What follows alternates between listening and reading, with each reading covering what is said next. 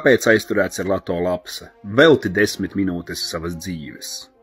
Sveiki!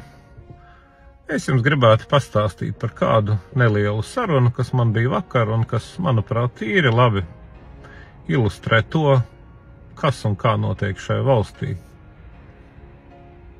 un cik tālu tā ir nonākusi. Tātad mani sameklēja kāds cilvēks no jurista aprindām.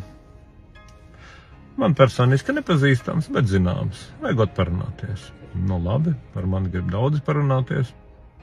Taču šī nebija parasta saruna. Šādu sarunu neviens ar mani nebija uzdrīkstējies risināt, nezinu, gadus 5, 6, 7. Cilvēks bija pie manis atsūtīts ar, teiksim tā, komerciālu piedāvājumu, kur īsā būtība bija izsakām vienā teikumā. Lato, tu varētu nedarīt to, un ja tu nedarīsi to un to, tev būs tādas un tādas labas lietas, un nebūs tādas un tādas sliktas lietas.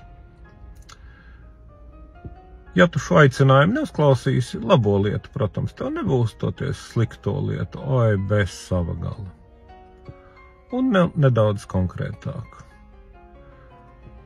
Šo cilvēku atsūtījušie ļaudis, pietiekami skaidri nojaušamie, zināja, ka es šajās dienās tipogrāfijai nododu slavenā Hiēnu grāmatu cikla 3. grāmatu Mentu zaņķis, kur būs atklāti jau pavisam skandalozi un briesmīgi fakti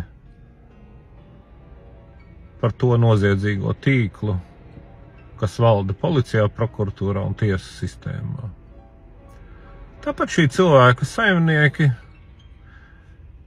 bija tīri labi informēti par to, kāpēc ģenerāla koruptora Juris Tukāna paziņojumu par atkārtotu kandidēšanas ģenerāla prokurora amatu es esmu mainījis savus radošos plānus un apsolījis līdz šai pārvēlēšanai pilnīgi noteikti klajā izlaist grāmatu Krimināla noziedznieks, kurā būtu manis vairākus gadus vāktie fakti, pēc kuriem jebkurā kaut cik tiesiskā valstī ar kaut jau kādu likuma varu vairs nevarētu būt neruna par to, ka šī persona varētu atkārtot kandidēt uz šādu amatu. Drīzāk jau runa par to, ka šai personai būtu īstā vieta aiz restēm.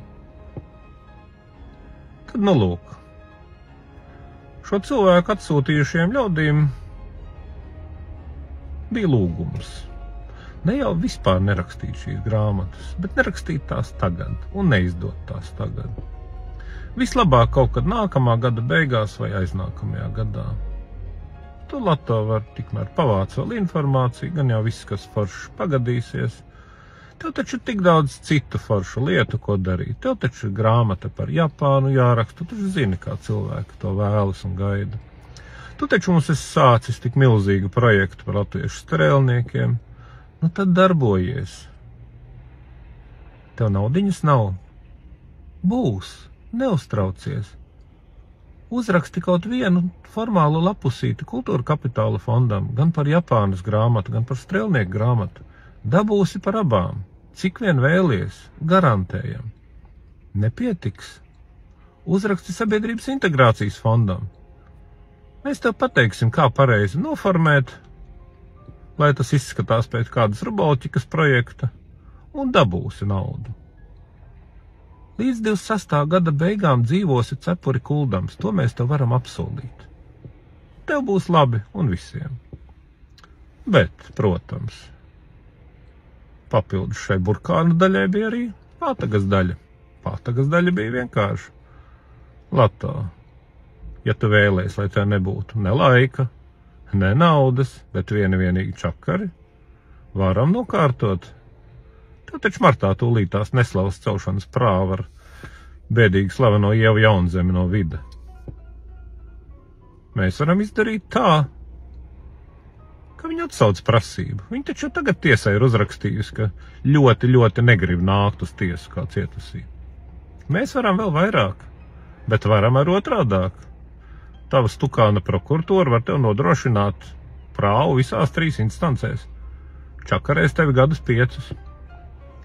Un tas nav viss Latā. Atceries, Tev taču ir krimināla procesiņš Latgalē par neslavas celšanu dzīvnieku Bendam Jāzepam Sņepstam. Arī tur mēs tev apsūdzību varam sagādāt. Teiksi, ka absurdi, teiksi, ka tiesa noraidīs, bet nekas. Atkal gadiņas 3, 4, 5 čakarēsies, braukās uz Reizekni vai kur tur būs tev nodarbis. Un vēl nepietiek, Lato. Atceries kratīšanu pie tevis pirms 10 gadiem.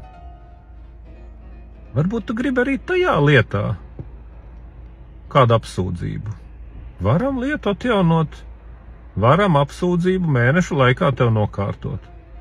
Un vēlreiz varēs čakarēties 3, 4, 5 gadus. Mierīgi. Tad nu izdomā, Lato, ko tu gribi.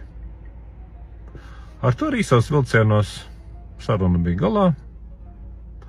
Es tā pabrīnījos, ka joprojām ir cilvēki, kas par mani kaut ko pieteikami labi nesaprot. Droši vien ir jēga man viņiem visiem paskaidrot. Mīļie stulbeņi. Man vajadzēja nomirt, būt beigtam pirms 3,5 gadiem. Es biju gatavs, ka tas tā būs. Es jau jutos kā miris. Un tikai kaut kāda pilnīgi dieviņa brīnuma dēļ es šos 3,5 gadus esmu dzīvs. Nav tā, ka es būtu briesmīgi reliģijos un tam līdzīgi, bet es pieļauju, ka varbūt dieviņam bija kaut kāds plāns attiecībā uz mani.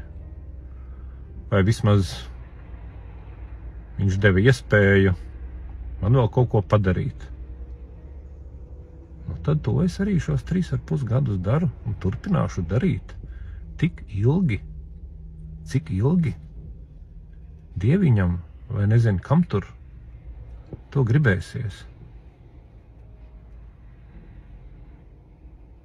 Un ar kādiem draudiem, ne tik smieklīgiem kā šiem, nekādiem citiem mani apstādināt neizdosies. Vienkārši neizdosies. Ne ar kukuļiem, ne ar draudiem, neko citu. Vienīgais, kas ir no šīs sarunas mans secinājums, ir tas, ka vēl viens pierādījums tam, par ko es rakstu grāmatā Mentu Zaņķis un par ko būs gari un plaši un detalizēti aprakstīts grāmatā Krimināla noziedznieks par Juris Tukānu, proti, ka tiešām Latvijā darbojas Jutas Strīķis pieminētais mafiozais noziedzīgais tīkls, kurā čum un muģ policisti, prokurori un tiesneši. Pasūtījuma galds, kurā dara to, ko vajag, ko pasūta saimnieki. Un ja notiks visas šīs te cilvēku uzskaitītās konkrētās lietas par apsūdzībām, kas nu man te mēnešu laikā būs tāda un tāda, tas to tikai apliecinās. Jā, viņi to visu var, viņi to visu dara, viņi ir nozaguši valstu un dara, kas viņiem ienāk prātā. Un vienīgais, kas var stāties priekšā, ir cilvēki, kas sen ir miruši un kas no kā nebaidās. Pie tā piebildīšu tikai vienu. Proti, var rasties jautājums, kāpēc viņiem tik ļoti vajag kāpēc šim te mafiozām noziedzīgiem tīklam tik ļoti vajag Juris Tukānu atkārtoti ģenerāla prokurora amatā, lai iet uz kaut ko šitādu. Kas tomēr ir čakarīgi, ķēpīgi, prasa iespaidot, vilkt ārā par konkrētiem prokuroriem viņu narkotiku lietošanas protokolus un teikt, ja tu neizdarīsi to, necels apsūdzību šitā, tad tu pats nebūsi tur īpaši laimīgs un tā tālāk un tā tālāk. Atbilde ir vienkārša. Paskatieties apkārt. Paskatieties uz Air Baltica 100 miljonu, paskatieties uz Rail Baltica 100 miljonu, paskatieties uz tiem 100 miljonu un miljārdu, kas Latvijas valstī tiek nozakti jau gadiem ilgi visdažādākajos veidos. Protams, ka lai šādi noziegumi notiktu ilgi un sistemātiski, tie ir jāpiesedz visaugstākajā līmenī.